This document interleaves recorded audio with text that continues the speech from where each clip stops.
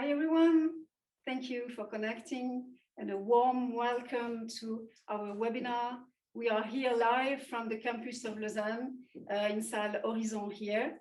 My name is Cristina D'Agostino. I'm the founder and editor-in-chief of Luxury Tribune, and I hope you will enjoy our conference as much as we will, as we have the chance tonight to be joined by three super experts on luxury gaming and entertainment marketing. From the gaming side, we have the pleasure to welcome Kelly Vero.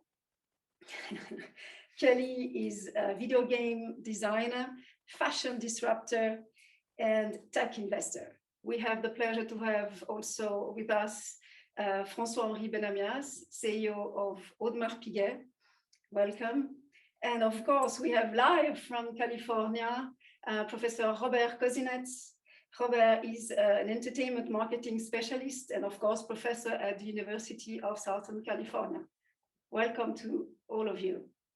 But before we start, let me introduce to you Felicitas Morart, my co-host tonight, my partner, and of course, the founder of the Swiss Center for Luxury Research and professor of marketing at Université de Lausanne.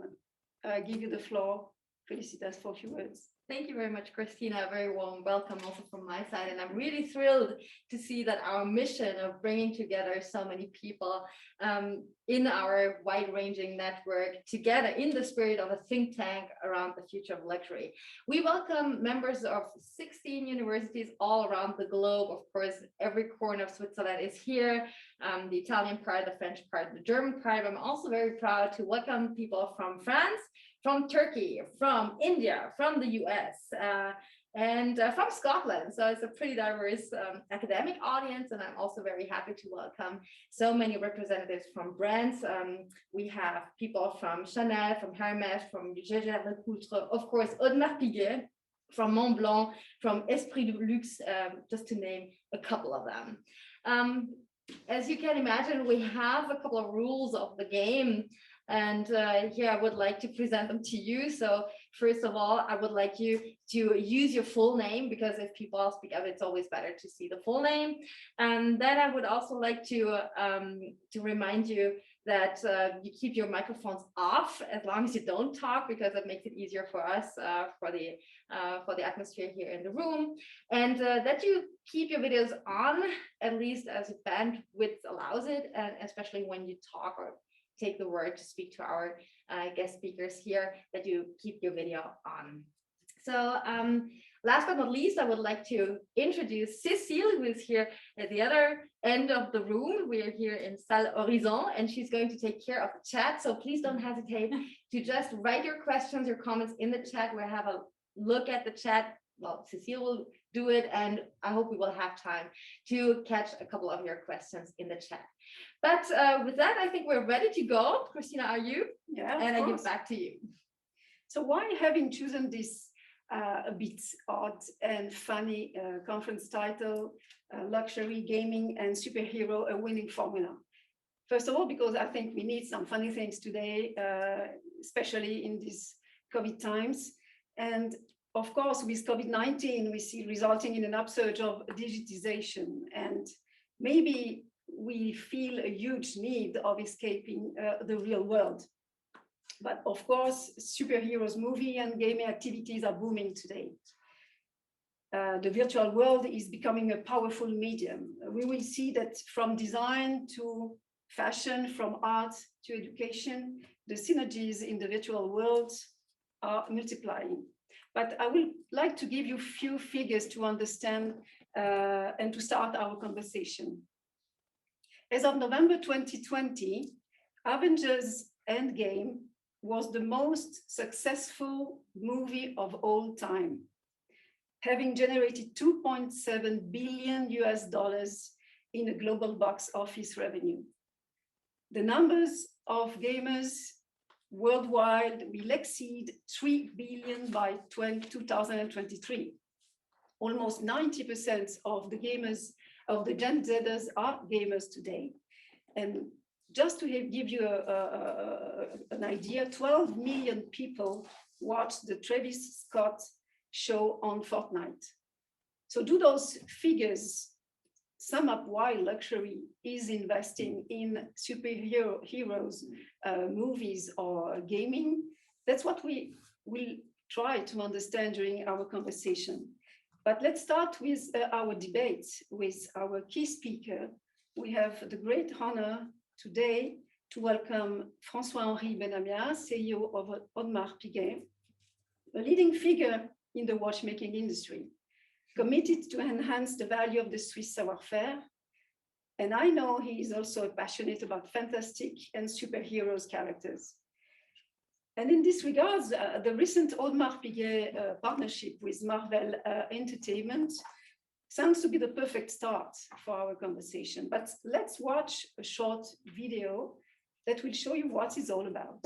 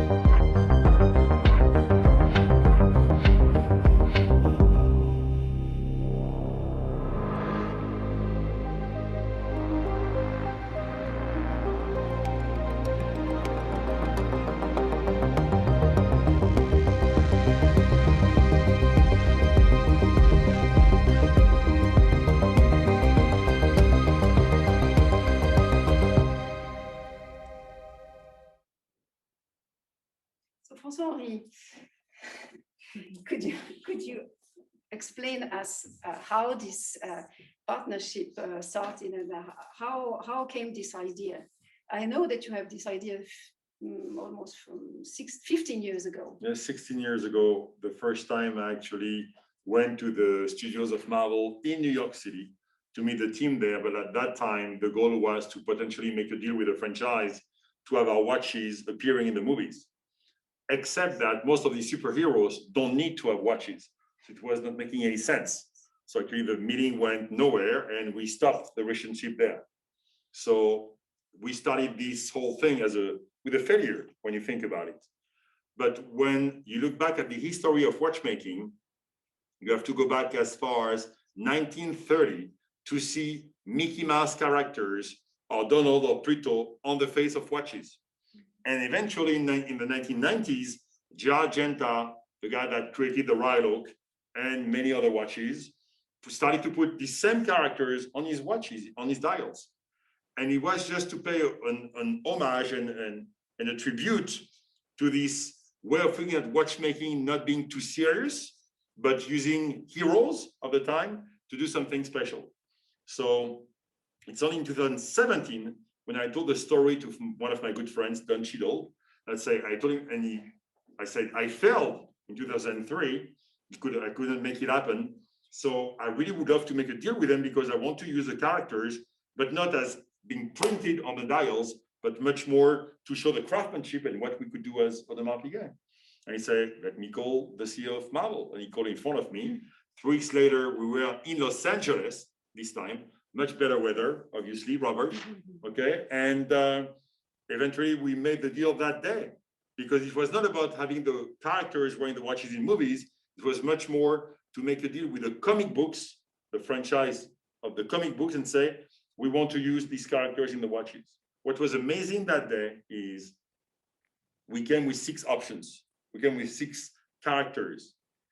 And we had to sign NDAs with the Marvel people with our blood because they shared with us that day everything they would do for the following 5 to 7 years to the dot. It's a monster powerhouse in terms of knowing exactly what to launch, how to launch it, and in the most detailed ways. So they said, after looking at all the possibilities, they told us you should start with Black Panther because the movie was not released then. It was supposed to come out.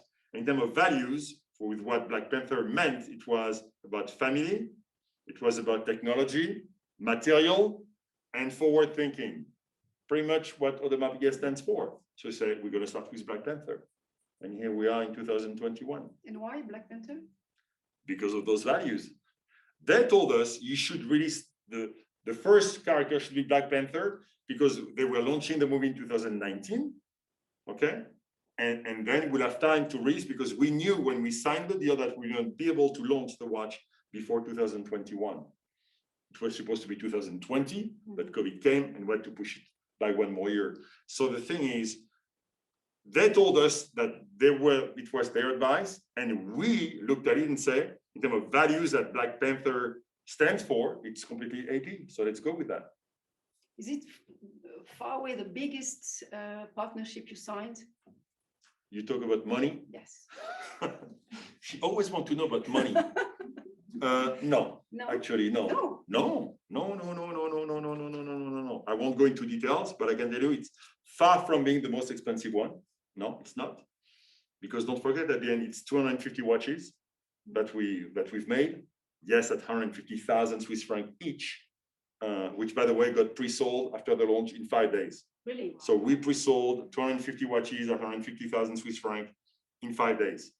But why have you chosen this super luxury, exclusive watch? We could expect something more casual or more affordable. And I'm going to answer, but why not? Let's look at watchmaking for a second here. Watchmaking is about, and especially on the very high end, it's about craftsmanship, talent, and to do things that are not expected. And when we look at the character, I've got the watch on me right now, but when you look at the details, you saw in the video a little bit, few things here and there, the way it's made. It's outstanding in terms of true craftsmanship. You don't just snap your fingers and here is your character pretty on a dial. But also we describe Audemars Piguet as a brand, which we are a serious brand, but we don't take ourselves seriously. And you have to also make people dream, and you have to deliver emotions and do things and deliver things that people are not expecting from you. Because we could be challenged the same way when we signed and we made a deal with Jay-Z in 2005, going to the hip hop world where no one, even though hip hop started in the 70s, but when hip hop was not what it is today. And we made a deal with Jay, touching that culture, which was so big to become. But in 2005, good luck to make a deal with in the hip hop world. That was not the easiest one to put together. And we did. So when you look at the history, and I always say, if we were now in 1972, and you put social media in place and launch the Rylock, a stainless steel watch at the price of a gold watch, then for 4,000 Swiss francs, you would see the reaction of people. I would take a huge bet. I would love to travel back in time. So Robert and Kelly, if you could help me, and put social media in 1972, launch the Rylock, and looks like what would be people's reaction. And what was the reaction? Because I saw some comments on the social media. Some asked skeptic a little bit. Skeptic? No, some of the people on social media destroyed that partnership. Okay, You're too nice. They came after us hard.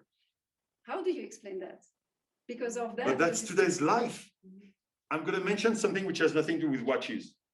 Evian recently launched a new campaign on their social media feed saying, you should drink 1 liter of water before noon. Nothing bad. It's just about health. Suddenly, because it was the first day of the Ramadan, so the whole Muslim community went after them, say, thank you for saying that. So it was, you never know today how you're going to be judged by what you do. So it's very risky. No matter what you do, people will judge and sometimes put things out of their context. So today, when we accept to be outside, you have to be willing to just say, okay, we got to get affected one way or the other, but hopefully we're going to get a lot more people that embrace what we do and keep being with us. And how did the board receive it? Mixed feelings. without going into too many details, there is a board meeting tomorrow and we'll discuss about this. Mixed. Because obviously, when you see so many people coming at us, you get scared a little bit. You say, but what's going on? Why people are so badly coming at us? But then you start to look in details. We got affected pretty much the same way when we launched Code 1159. And today, I challenge any brand to launch something which is substantial without getting also these negative comments. That's a part of social media today. And if you don't want it, then don't play. Can you give us a few links between the futuristic Marvel fantasy world and Le Brassus world? Okay. I'm gonna tell you this. When people who don't know Le Brassus come to Le Brassus or come to the Vallée de Joux, what do they see? They see a place where close to 150 years ago, people came as farmers, not watchmakers, farmers. They came there because they didn't want to be bothered by anybody else. They want to follow the rules of Geneva or Lausanne. They wanted to do things on their own. Eventually, these farmers were stuck in their homes during winters, the way we've been stuck in our homes during COVID, had to do something. And they started to make small objects. To do what? To trade with food, for food, with Geneva and Lausanne. It was very difficult to go from where we are now to Geneva and Lausanne. So they had to make small things to be able to carry them easily. Eventually, these small objects became onions, the ancestors of pocket watches, then pocket watches, and then wristwatches. And these farmers, with their big fingers during the summers, had these tiny fingers to make these beautiful objects that we start to see coming in the 19th century. So there is some kind of sort of secluded place when you go there and you are exposed to the way it was born and the way it started to exist. People like, that could be a movie, and that could be a movie about the fantasy. So that's the way I want to look at it also, because I was impressed the same way the first time I came to the Vallée de Joux, even the way you arrived there. And I know that perhaps there is a superpower on the ground. I saw an interactive comic talking about this superpower. I recommend all of you to watch this comic that you created, and that the big story, and it's a big adventure in Le Brassus. Can you give me some details about it? No, I will invite the people to go, okay, and do this on their own, okay. Get ready for a special experience of travel, but do this on your own. It was on a hypebeast that worked on it with us. We got people involved in what would be the search, the quest of this vibranium, and would we find vibranium in the Vallée de Joux? I think we pushed the envelope in the right way, but I will let people judge by themselves. I know that you are a big fan of pop culture. And Audemars Piguet, we think, is a pioneer in partnering with a range, and you said with a range of artists, from hip hop to dance to contemporary art to fashion designers. So nowadays, how a luxury brand has to deal with or being involved with culture today? I'm going to give the simplest possible answer. Look at what just happened in the fashion world for the last, not even 10 years. It's less than 10 years. Where basically, before you would put luxury up there. And luxury would never touch the street. Okay? And now for the last 5, 7, 10 years, streets and luxury are merging into two worlds. Who thought that a sweatshirt, sneakers could be luxury? Look at what's going on now in the fashion houses. Would have expected that one day a brand like Balenciaga would sell sneakers. Okay? Or like a Travis Scott that you were mentioning before, through a partnership with Nike, managed to sell 150,000 pairs of sneakers just on his name and with Nike like this, and to have such a quest for those things. That would have never happened 20 years ago, never. And you see these two worlds merging together. We've seen the biggest possible creativity on everything we look at now. And I cannot wait to see where it's going, because gaming, joining that and being now touched also by this world, I cannot wait. It's going to be so much fun. And I want to see her at her best. Perhaps the last question, and then we go with Robert.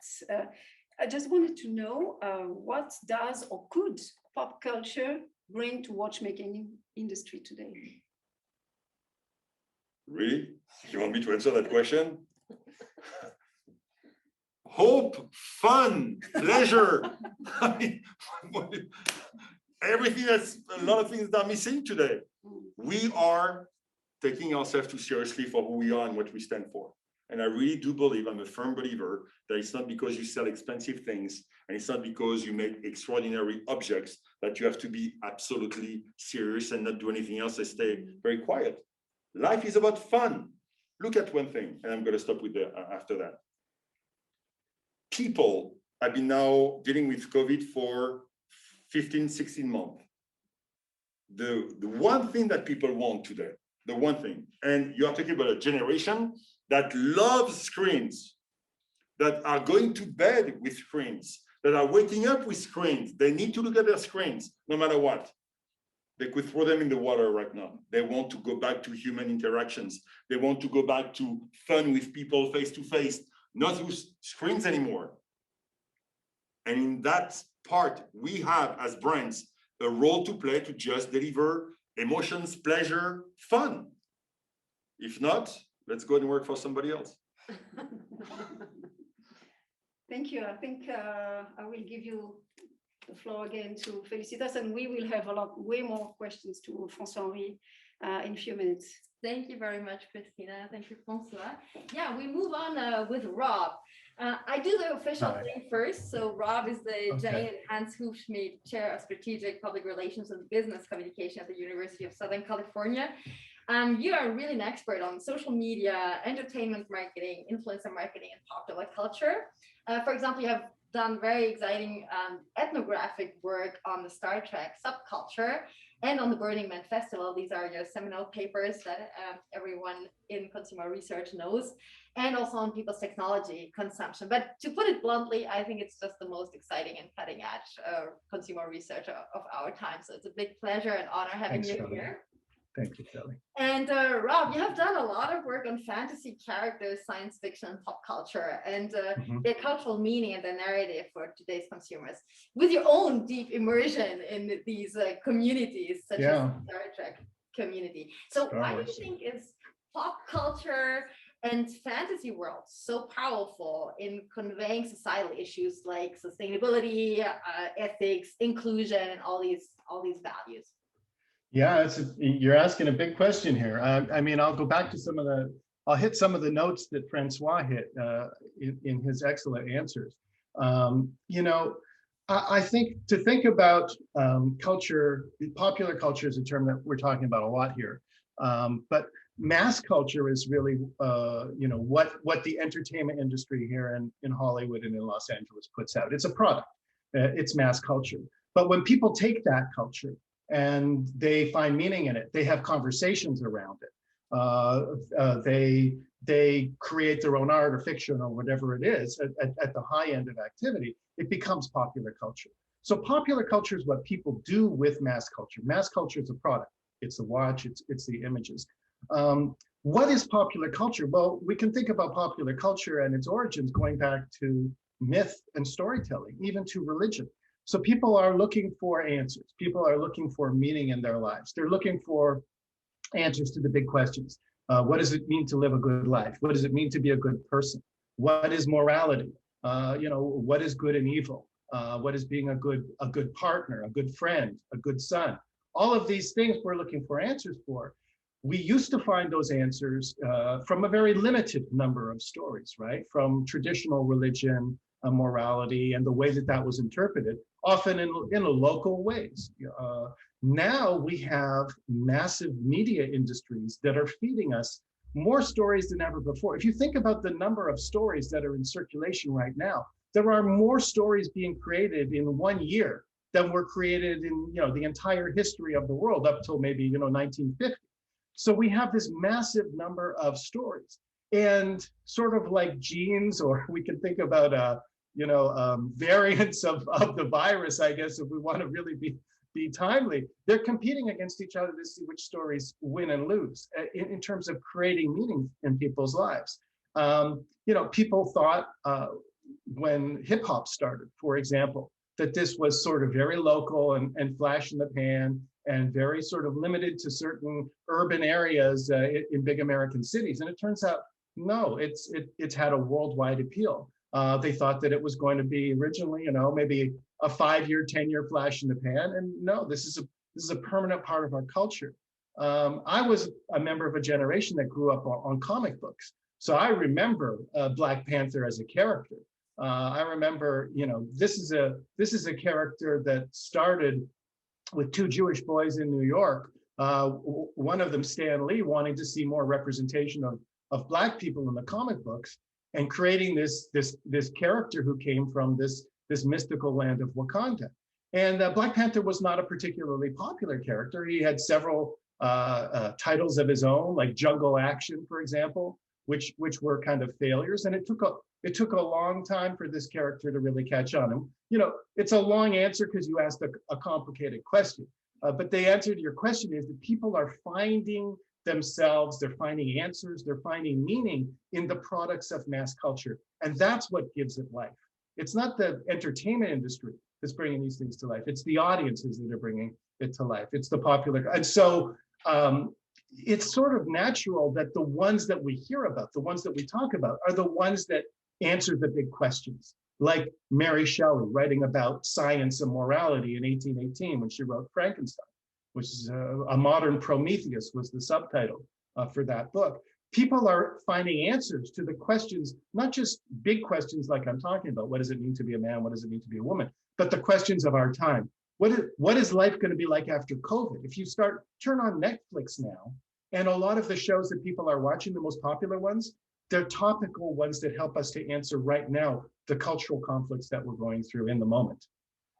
All right, thank you very much, Rob. And it's totally fair when 2 academics talk to each other that the questions are long, answers are long. So I would like to stay. Right.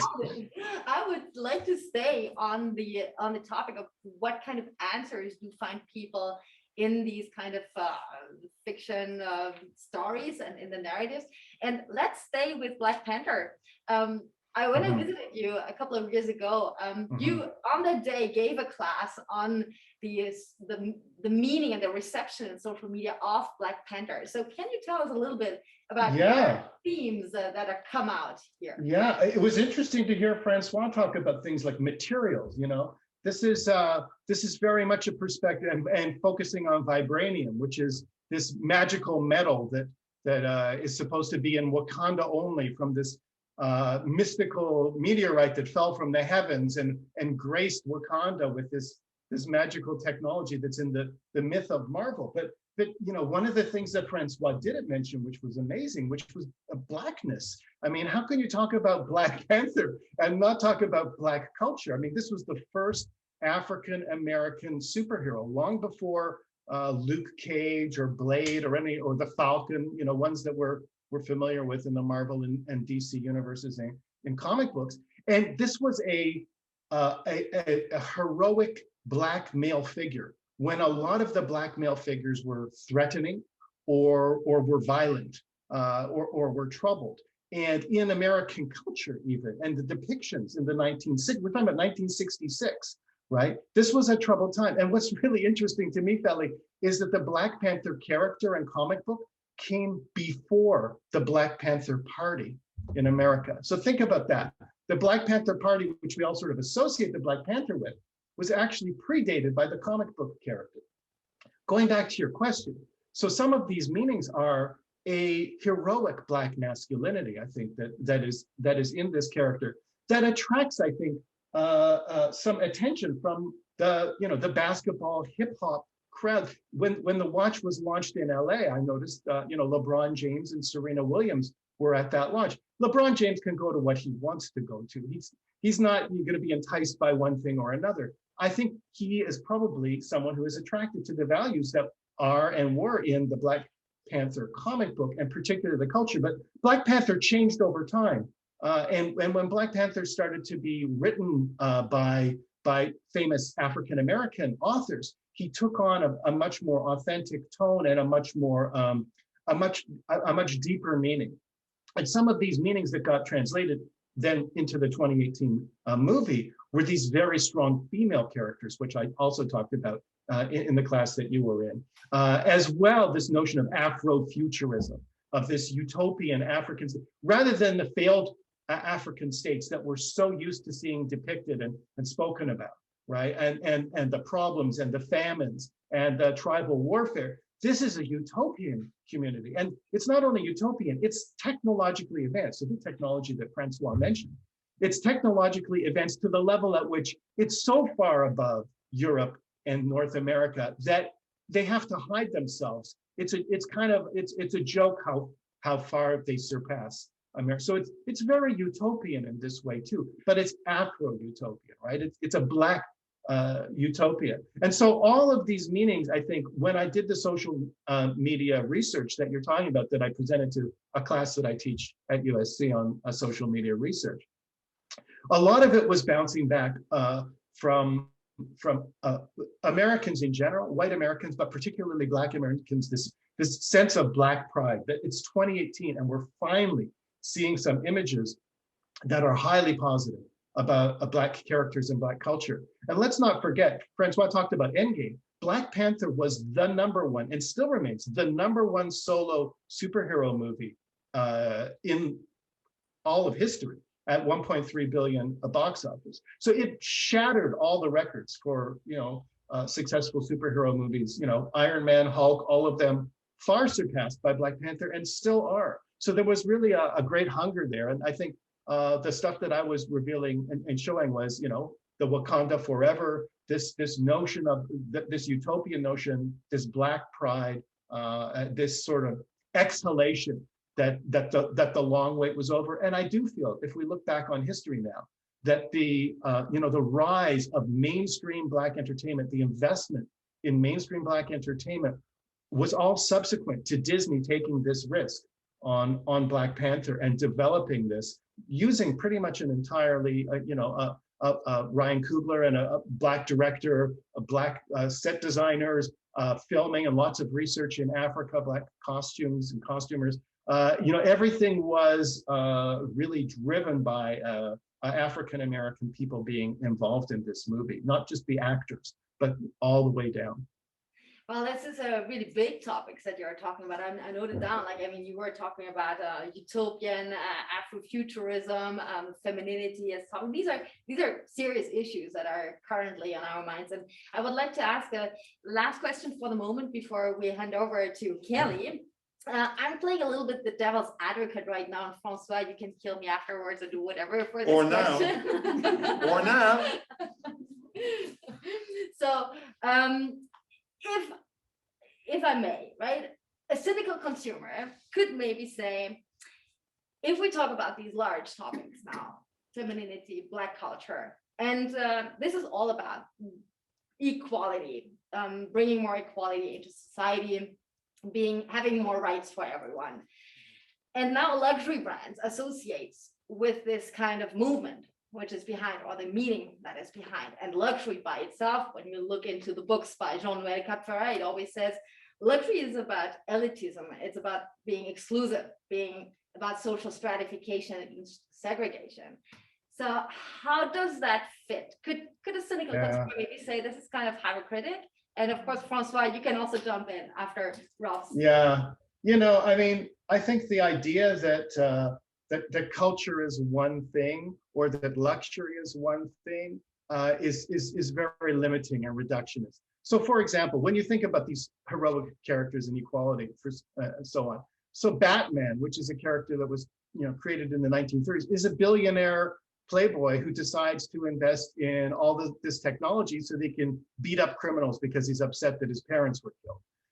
Tony Stark is a billionaire weapons designer whose father designed all of these bombs, and he creates a human set of armor and works with the army to build more effective weapons. And they both live a very luxurious playboy lifestyle in the comic books. And so the comic books and the popular culture have always celebrated luxury and wealth and prestige. And I think to say that you cannot, I think there's a strange morality here, maybe about the money lenders in the temple. That's maybe a sort of a Christian ethic around ownership. but I don't think it's necessarily a popular feeling that we shouldn't enjoy them. I'll say one thing. Who's the audience for these prestige goods? Who's buying these expensive sneakers? Who's buying, the $20,000 Genta Mickey Mouse Rolex? Is it only wealthy people, or is it people who are collectors? I mean, even at 160,000 US, a lot of people who are considered to be middle class in America could still afford to buy, an AP Black Panther watch. That I think when we start to think about this as only being something that's in the realm of the elite, this is also an investment. It's an investment in the same way an investment in art or in craftsmanship would be. So this is a comment that you make about culture, not about a particular watch or even a particular industry. The question you're really asking is it okay that some people have more money than other people? And the answer to that, as we've kind of seen, is well, obviously yes. That's how the system works. All right. Okay, Christina, I think we have to come back, but maybe François wants to say a word about. No, it's time. Enough of Kelly, please. Kelly, something to add? I think you would like to add something on that. Yeah, I mean, I think maybe that what we're looking for in luxury is a version of ourselves. It goes back to that whole classical Greek and Roman mythology thing of Narcissus looking into the water. But I think that we identify, I talked about this the other day in an interview, we stan brands. The way that we collect stuff as well in games, which I'm sure we'll talk about in a moment, but we're ultimately looking for the ultimate elite version of ourselves, which is why we look up to these characters and why we insist upon surrounding ourselves with these incredible idols and items, really. And the same goes for games. We're just looking for us. Yeah, just to introduce Kelly to all of you, you are recognized by your peers as a leader in the gaming industry for at least not the please. For at least 25 years. You have developed, and it's amazing. Kelly has developed the iconic character like Lara Croft. She is the creator of Lara Croft, and she's also the designer of the game like Final Fantasy X. So knowing that, how bringing the metaverse to luxury or the luxury to metaverse will offer new opportunities? I think we used to call it, back in the day, this hybrid of transmedia and games as being these multiverses, these multi-universes. And I think today, again, just like what I was saying before, we're looking for a place to go. We want to go home. That's ultimately where we want to be, whether in a coronavirus pandemic or whether we're watching Travis Scott on Fortnite, ultimately. And just to sort of mention that Marvel's best ever numbers were done in Fortnite. So let's not put too fine a point on it. That was the best ever yield for Fortnite as a company, was through Marvel. So that really does say and speak to us in a place where we're constantly looking to people like us to build worlds. And so when we do build those worlds and iconic characters, we're coming at them from a place of looking at ourselves. We want to go into this mirror world, which is this new metaverse, where we're joining together Fortnite, even Zoom, what we're doing today, in a variety of interesting, meaningful and fun ways. And the same with how we're handling the process of luxury. That is a transmedia component in and of itself, which can be completely gamified now. And we can live in a watch if we want to. Why can't we? True. You said something just before we start the conversation that I asked you what's the meaning of being a fashion disruptor, and it was quite interesting what you said to me. Yeah, we take risks, and so we want the fashion industry to take risks as well. In the games industry, as with people who create comic books and universes and movies, there are a lot of risks to be taken. Black Panther is a really good example of this. You know, X-Men as well, when that whole shebang started in sort of the 2000s, was a massive risk for Lauren Schuler, Donna, etc. And they didn't know whether it was going to come off, and it came off massively. And the same thing now with disruption in fashion.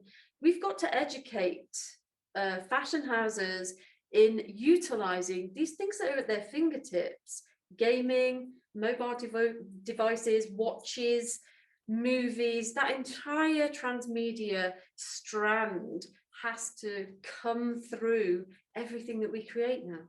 That's what you stated one time, that games are giving us something that we haven't had before in fashion. That's the meaning.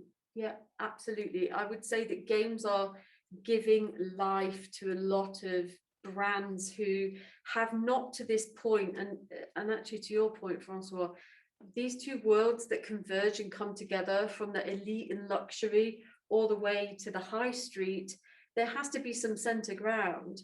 And so we are seeing that in the metaverses that we're creating, whether it's Avoc in Life or Fortnite, or whether we're playing games like Tomb Raider, or whether we're playing any of the Marvel Universe games. I myself have worked on massive transmedia franchises like Transformers, and that in and of itself creates a variety of different merchandise opportunities, which in turn, because there's toys associated with it, carry their own stories.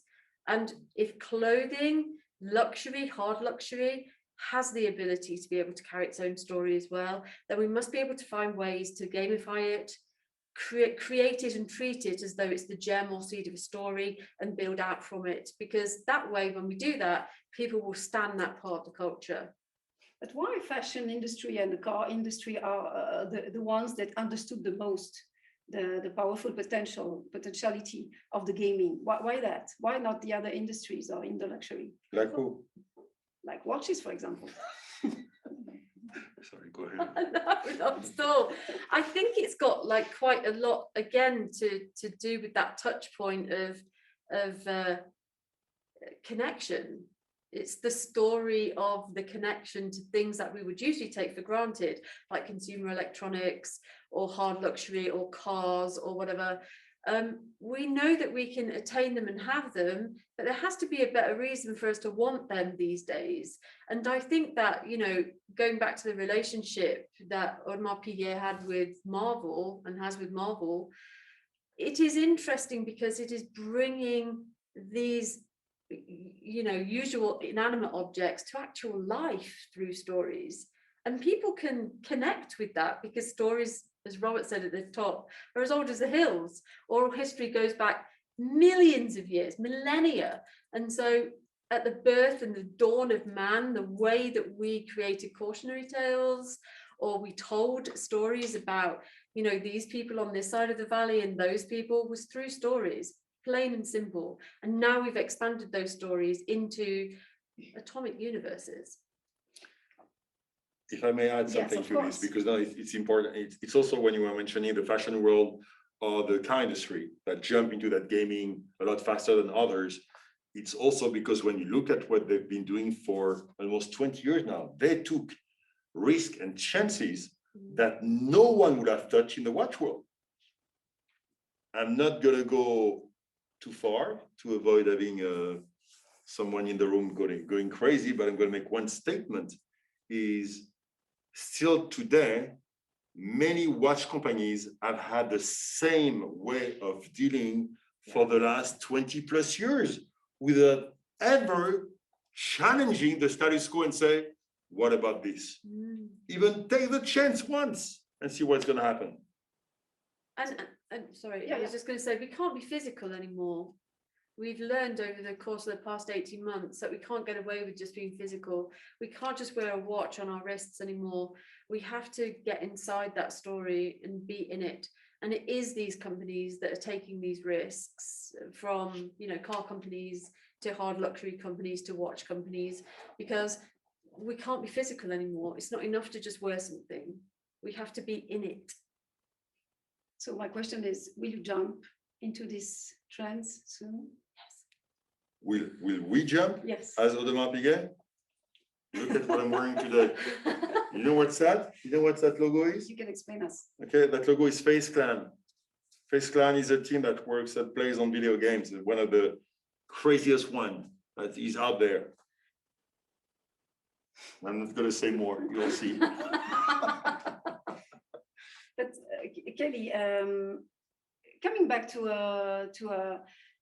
your character that you created, Lara Croft, when it was 20 years ago, or Yeah, 1990, I guess 4, 5, 6. Collectively, we worked on it in a tiny little studio. Yeah. would you have created the same character today? I think at the time, you know, it was really necessary to create an iconic female character, and it was at a pop culture moment as well that fit really nicely with the times. I think if we were to launch something like that today, it probably wouldn't have kind of as much sort of cachet, because, you know, women, femininity, etc. This is a strength, you know. Even through the times of the hashtag Me Too movement, there are a lot of iconic females that came out of that time. But I think sort of 25 years ago, when Lara Croft came out, she created such headaches for everybody from the feminist movement to the sort of lad culture of the time. And one of the reasons why is because she was a square peg that didn't quite fit into a round hole. But I think that using things like social media, etc., and having these conversations now have allowed us to be much more fluid in how we create iconic characters. And, you know, back to that sort of Stan Lee and Avi Arad time, we have to look at the fact that, for example, the way that mutants were created and treated as part of the entire Marvel multiverse is that, you know, they were the kind of outcasts of the 1960s in the USA. Lara Croft was not an outcast of that time 25 years ago. She was born out of a need to have a strong female lead. Speaking about values, luxury industry has to become more sustainable and ethic. Would video game be the right place to change the world? Absolutely. Absolutely, sure. Yeah, absolutely. Oh, well, I think the amount of eyeballs that are on a screen at any given time. I mean, if we talk about that Marvel Fortnite season, told us very clearly that this kind of clash of iconoclasts is very relevant right now, and we should be using more vehicles to be able to talk about everything from, you know, luxury that is for a lot of people unattainable, by the way, but it isn't unattainable in a game. And that's what's really important. If I play League of Legends, I can play League of Legends with a Louis Vuitton skin. It doesn't give me any competitive edge, but God, I look amazing. And that's what's important, right? We're looking for our best selves. François? No, but in terms of sustainability, first of all, it's not one size fits all where you're going to get your information or your education through only one angle. It's many touch points. And you mentioned it at the beginning, 3 billion people will be gaming in 2023, which is huge when you think about it. There is not another thing that works the same way. So could it be used as an educational tool to make people realize even more in what needs to be done in the years to come for the environment? Absolutely. Is that the only option? No. But is it going to be a major vector of communication? Absolutely, sure. And it needs to be done the right way. It'll be the cornerstone of how we have these conversations. I think, you know, if François is in one room playing, I'm in another room, there's nothing to stop us these days having conversations while we're gaming. You know, the only thing that's stopping us from being able to continue that conversation is us. Gaming is not, you know, the problem here, we are. So either we get further into it or we back off from it, but I can't see us backing off anytime soon. You know, I was with that team, okay, in Los Angeles recently, and they are young. All of them are like 25, 26, 28 years old. And because I don't know that world, by the way, and I was very interested in saying how they perceive the world, what's going to happen. And they shared with me that some of their top players, without going into a competition, sometimes will be in front of a computer, playing the game, having 250 to 300 listeners watching the guy playing, but not really for the fact that he plays, just because they can interact with each other. And it's a new radio station when you think about it. It's like having a radio station of one of the players that got enough credit to be watched by 250,000 people and listened to. And they start to interact on topics which have nothing to do with the game. I'm a streamer. And if you are not opening your eyes to what's going on in that world, then again, it's different. And learning all those type of things make me want to learn even more and say, okay, so there is something there, definitely, that we could do. And it's not about selling another watch. It's much more about the stories and what are you going to put as a story on your wrist when you buy another Audemars Piguet. A world. Yeah. And also, you know, the conversations that you can have, I'm a streamer, are very motivating. So there's a lot that you can do. We don't need to have specific idols anymore to sort of tell us that what we're doing is the right thing. We are our own idols. We are our own influencers now. And we are using and manipulating gaming technology to suit our own ends, to suit the people that we want to be and become and see. Kelly, I don't know if you're familiar with Jane McGonigal's Reality is Broken. I'm sure you are. But I mean, you know, she talks a lot about how games allow us to change the rules of the universe, to try on new realities for size and see which ones are going to work and which ones aren't. And so I think, you know, directly answering Christina's question about, is this the right way to explore topics like sustainability, for example, I think there's a strong argument to say, of course it is. You know, just look at the debate around cryptocurrency that's unfolding right now. It's almost like the same sort of thing playing out in the real world about whether we need to tweak our energy algorithms in certain ways to think about how certain products are used and whether we invest in them or adopt them. This is very much out of the gaming playbook about how we think about the problems that face us as a highly complex society where an incredible amount of teamwork and coordination is required. I think I will give the floor to Felicitas and the audience. Now it's time for the audience and the questions of the participants. Yes, thank you very much. But I think we can just smoothly go over, because this is all the stuff that is interesting for our audience. So we have a couple of people who pre-registered their questions when they subscribe to the event.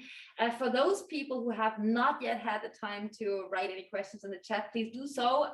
We now give preference to a couple of people who have been informed beforehand that we're going to call them up, but please feel free. I see now in the chat that there is a couple of other things coming.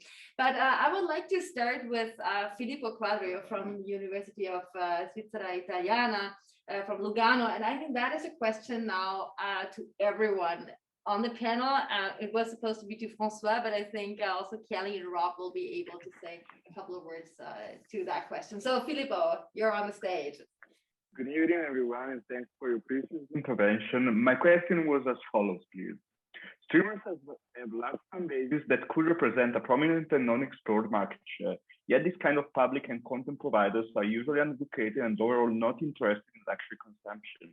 What do you believe is the most sensible way of educating and creating engagement in this kind of public, which would not respond to traditional advertisements and promotional strategies? Do you want me to repeat? I Yes, have it here. please. Yeah. So we can hear you very well, but I'm going to translate it again. So streamers have large fan bases that could represent a prominent and non-explored market share. Yet this kind of public and content providers are usually undocumented and overall not interested in luxury consumption. So what do you believe would be the most sensible way to educate and create engagement in this kind of public, which would not normally respond well to traditional advertisement? So how to educate this kind of people for luxury? Well, I think we kind of half answered it already, right? And that is that streaming offers us opportunities to be able to do stuff while we're gaming. So as well as being in the world and totally immersed in it, you know, luxury brands have an opportunity now to utilize the end user, a citizen influencer, as well as bringing in, I mean, who's not going to want to watch Tony Stark do a live stream of a Marvel game? Totally, it's a no-brainer. But also there are great streamers in the world like Ninja and, you know, PewDiePie, etc. Those guys stream and people listen to what they have to say. So they carry quite a lot of clout when it comes to being able to do advertising crossover, for example, or just being able to motivate people into good, I want to say good purchases, but like I'm completely on the spot, but just good decisions, you know, life decisions. People will spend time in your game, in your world, on your stream, and they are listening to you. They're not listening to themselves. They're looking, you know, as Robert said about Jane McGonigal, you know, we are looking for various versions of ourselves in worlds. And that's what Twitch represents to us. We can do anything in there. It is in and of itself a massive multiverse. So this is the ultimate democracy? Yeah, 100%. Is it not a man's world yet? No. No? Definitely not. Because I thought perhaps it was a man's world. Ouch. Nope. Yeah, no, I don't think so. You're talking about the idea of males dominating the gaming world? Is that what you're referring to, Christina? Yes. I think Gamergate shows us that they would like to, but that they don't. I mean, this has been this whole movement for the last, well, Kelly, you can talk about it a lot more than I can, but pretty much since the beginning of gaming, trying to understand women's games versus men's games versus these different gaming styles. But let's just say that The Sims was not a typical first-person shooter male style of game. And it was, I believe, Kelly, correct me if I'm wrong, probably the most popular game in history, or one of them, I guess, yes. until Fortnite came. Yeah, certainly. I think Will Wright wanted to create a world that was completely non-combative. So being, you know, Twitch, etc., everything from Avakin Life to Fortnite now, because you don't have to do combat stuff in Fortnite, you know, it's Animal Crossing. These things are very necessary to bring together different gender roles across society. It's not about just doing shooters anymore. I mean, I think some of the pro streamers in Call of Duty are women. So we are really changing the face of gaming now by introducing more of a level playing field throughout a different, you know, amount of worlds that we can visit at any given time.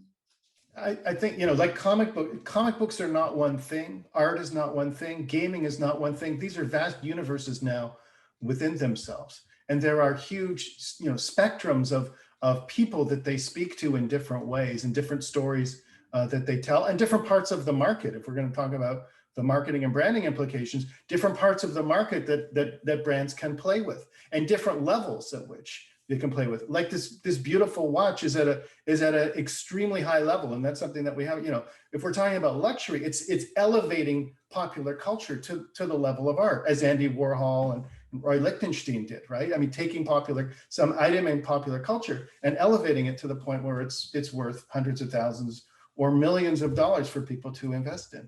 We haven't talked either about how end users really do hold on to these transmedia products, whether they're comic books, in the same way that they would hold on to luxury. So they do spin their own stories out of these experiences. And this is something that has been completely untapped by the marketplace. In games, as communities, we focus our entire design energy, our development energy on finding out what the end user wants. We never bother finding out what someone over there wants. What we actually want to see is, what does our end user want and what can we give them? And we roll that red carpet out to them every single time in games. And that's why they keep coming back. All right, I have another exciting question here. And I see we have the person in the audience, Pandir Berker from Turkey. Let's see how your sound is. Hello. Yeah. I would like to address my question precisely to Robert Kozinets. I don't want to sound like a descriptive question, but please consider it as like a sensitive question maybe. Do famous superheroes in games create luxury-alike feelings while playing the games? Any other collaborators can also answer that too. Could you repeat the question? Sorry, I'm not quite getting it. It seems like multi-leveled there. Maybe. Do famous superheroes in Okay. games create luxury-alike feelings while playing the games? I'm asking from the perspective of the player. So you mean an actor playing the video game as a character, or you mean a person playing as a particular superhero character? Second one, precisely. A person playing as a superhero character, does that create a luxury-like feeling? That's a very interesting question. I think it creates an alternative feeling. I think it creates an elevated feeling. I think the role modeling that we naturally feel when we read stories, what's called a narrative sense of transportation in the academic literature, the fact that we identify and feel that we're a part of the story. I think that if we play as a superhero in an immersive world, I think that's maybe an amplification and an even more powerful way to get some of these feelings of being in that universe. Whether that is luxury or not, I think that's an intriguing way to put it in there. I think if we think about the idea that we can have luxury experiences in travel and tourism, then I would say, why not have an immersive virtual experience like that could be a form of luxury. I think it's a really interesting way to pose the question. And I'm sure some of the other panelists want to weigh in on it. Thank you so much. Thank you so much for your answer. Sure. I'd love to just say something which is a bit more philosophical about the definition of luxury. Ask someone who is 10 years old what luxury means. Ask that same person at 50 and that same person 5 minutes before he dies what luxury means. Because through the course of your life, you're going to change what perception is. If you have the means to do something, will you actually take care of more people around you? Will actually give a lot of money to charity? Will you build your 15th house? Will you build a crazy 5th yacht for yourself? Or are you going to evolve? And through the course of your life, you're going to change. And it's not the same thing. One thing we know for a fact, because I say I haven't been in school a long time. I learned everything after, okay? And I was spending times with people who have nothing to do with my world, nothing. If you ask every single person 5 minutes before they die, actually, what they regret the most, no one will ever talk to you about money. No one. No one will talk to you about objects. They will talk to you about the people that they didn't behave the right way with, the regrets that they have not having said to the people they love, how much they love them, and the fact that they will have a little bit more time to just be able to do that. Every single part is gone, no matter how rich or poor you are. That's the real thing about luxury. And that's the cool thing about it. Say, wait until you put these things in perspective, because people want to put and check boxes too many times. You want your answers, okay, I checked that box. 150,000 could be considered outrageous for a watch to be sold with a Black Panther character. When you think about it, only 250 people on the planet would have bought the watch. But guess what? Through the course of the partnership, we also raised 8 million in 15 minutes for a charity who takes care of kids with almost no means and put them in the right place. And I said, just to that, we did a big part. And we're not expecting to raise that much money, to be honest with you. But just to be able to do it, we actually played a role in supporting things that were very dear to Marvel. And actually the Black Panther theme, if you remember what happens in the movie, when he builds a school, that's what it's all about.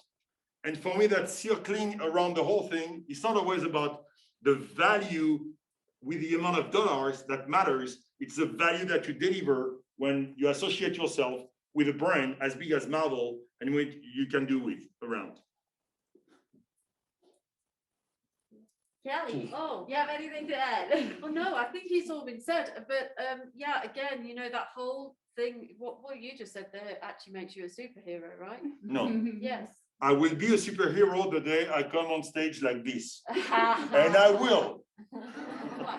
You can do it now if you take a break. I know I'm going to be super kitty. I'm going to be super kitty. All right, well, talking about the break, I think we're moving to the last part of our conference because we still have one part on the ongoing chat, and I see now there is a lot of conversation going on, and we would like to have a live discussion here. So, Cecile, are you ready to go to pick a couple of those chat contributions out for us? Yes, for sure. Let's introduce Julie. I will not allow myself to pronounce your last name because I don't want to harm it. But please, I'll let you speak to François. I think you have a really interesting question. So, I think it's me. Yeah. Yes. Hello. Yeah. Thank you so much for this wonderful talk. And my question is, are there any plans to create virtual watches only? Because I wrote down your quote that you said, put a story on your wrist. And before, in the beginning of the talk, you also said superheroes don't need watches. So will you be ever, or thinking maybe now, creating your watches only in dematerialized fashion, dematerialized way? And then maybe, I don't know if that might be a question then further for you or maybe to Robert Kozinets to ask. So if these watches are existing only in a virtual world, what stories can people tell them? What answers will they search while you were talking? So watches for avatars? okay, Thank so you. it's Julie or Julia? Julia, Julia, yes, correct, thank you. Julia and Johan, look at both your questions at the same time. I'm going to give you a baby hint, okay? For the last 7 years, we've been hearing from journalists around the Swiss watch industry, the fact that the smartwatches of the world will kill us, okay? That at some point we would die because these smartwatches would take over and there was no future for high-end watches made in Switzerland. My answer to that is a little bit of what you have in the two questions. See what's going to come next. But your answer is, could we go to that world at some point to have watches which will be only digital on one hand? Oh, yes, they will. And you'll see what we do with. Mark my words. Johan, get ready. Get ready, Johan. The world's gonna rumble. Okay, so we have a second question from Andrea. If you want to take... Yeah, hello, can you hear me? Yeah. Hi. So my question is, because I work for a creative agency here in Paris and looking from a brand perspective, how can young gamers purchasing digital luxury goods turn into actual physical customers at a later stage, maybe? It's an easy question, isn't it? Yeah, that's a completely easy question because it actually happens, and it happens really well in the Chinese, South Korean, Japanese marketplaces, especially in Southeast Asia. That's exactly what young gamers are looking for. They're looking for an opportunity to be able to purchase digital luxury goods, and something that turns them into physical customers is usually what is associated with it. So if we look at the Louis Vuitton League of Legends skins, for example, or the recent involvement of Honor of Kings with the Burberry brand, what we see is that people are now able to attain that luxury. So how they play inside the game can be manifested in the physical. I did talk about that relationship between the physical and the non-physical earlier, but actually it manifests very, very well in Southeast Asia because the uptick of young buyers into luxury is massive. And in fact, I think it's Farfetch that have reported that their average buyer of luxury now has dropped from 52 years women down to 31 years old women. So that kind of tells you that the digital world has really invested itself massively into its end user, and it's starting to listen, and the end user is therefore starting to make those steps into the physical. Thank you. Yeah, I'm just wondering also, like, how does that relate to Europe? Because it's already known that in Southeast Asia it's a big thing, but do you ever think that this trend will come here too, or are we still at a too young stage for that? No, I think massively we are currently working in areas. I can't say exactly what those things are, but I can categorically tell you that there is a lot of physical, digital luxury that is happening and will be happening in games in the not too distant future. In fact, quite a lot of luxury houses are now simply looking at games to be able to do stuff. Gucci have created their own digital gaming wing to focus on that, and Virgil Abloh at Louis Vuitton has also put quite a lot of stock into the digital marketplace in terms of creating games and lookbooks, which has now paid off in the physical world.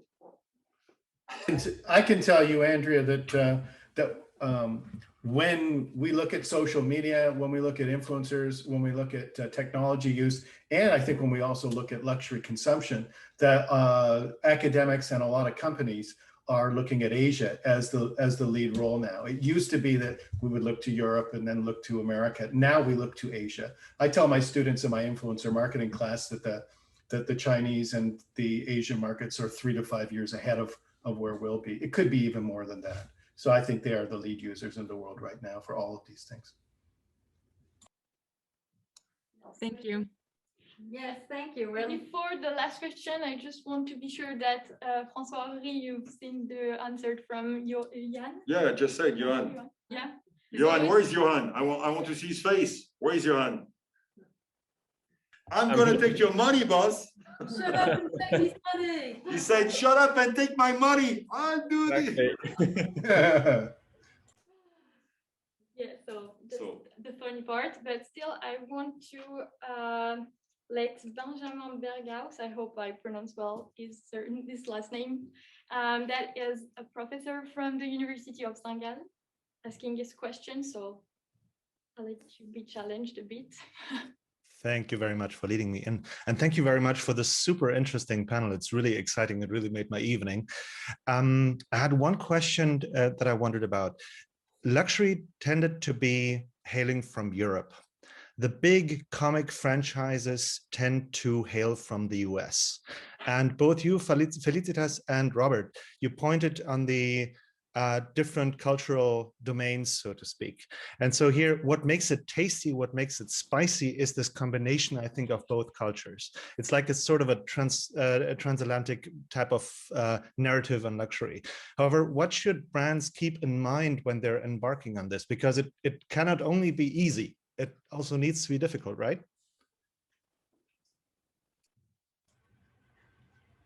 The question is for Rob, I'll let you go. Rob. Well, I mean, you're asking what should brands keep in mind based on this, the challenges of this collaboration. I think that, you know, the challenges and the interest, Benjamin, here are that this is global, right? These markets are always global. And so I think again, it's significant that they started with Black Panther. You know, the way that Francois told the story, it was kind of Marvel's decision, and they went, okay, here's our release dates and so on.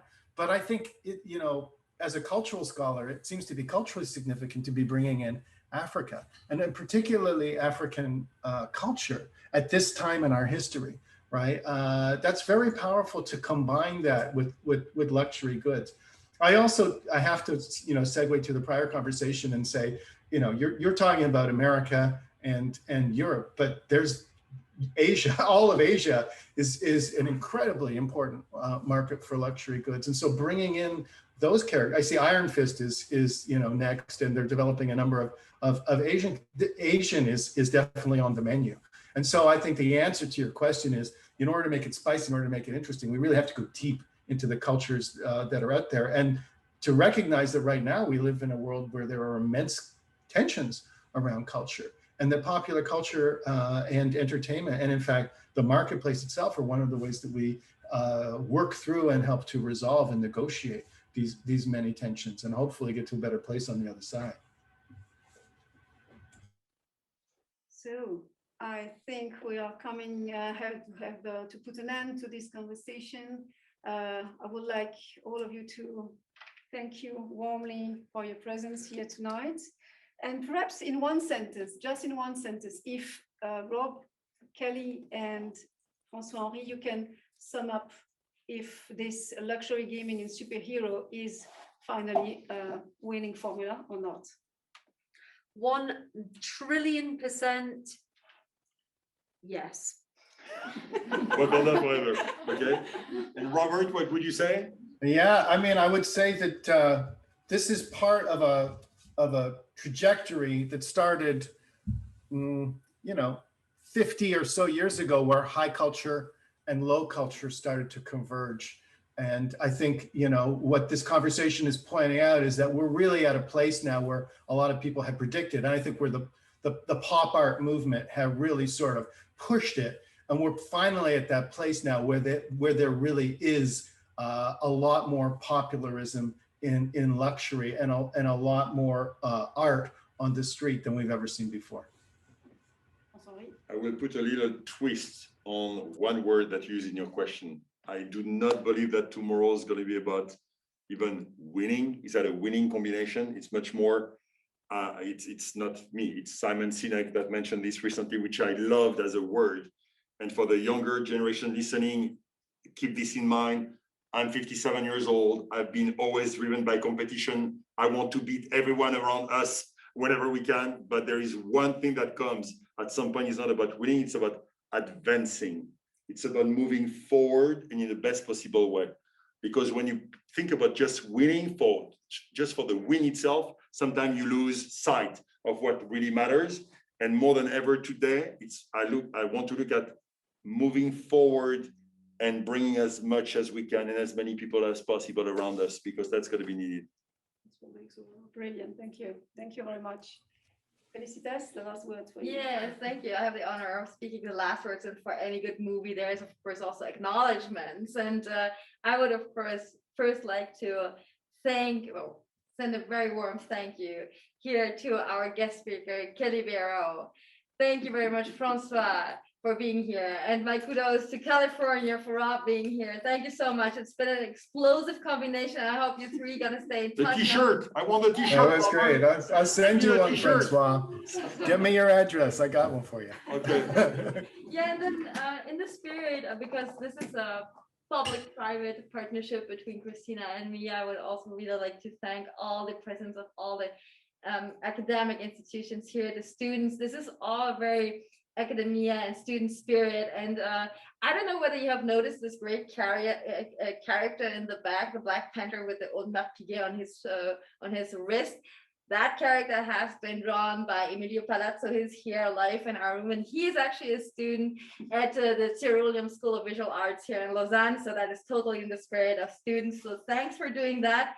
Thanks everyone for being here. Of course, also thank you to the Executive Education for having this very fancy and technologically advanced Horizon room for making this happen. So thanks for being here. Hope to see you soon in our next event. And yeah, keep. Thanks, Feli and Christina. Big hand for them too. Thank you guys. And Cecilia. Thank you. Thank you very much. Well, stay tuned. Johan, I'm watching you, Johan. I'm watching you. With pleasure. Send me your battle tag. Thanks a lot. I know where you live. Bye. Bye-bye. Bye. Bye-bye.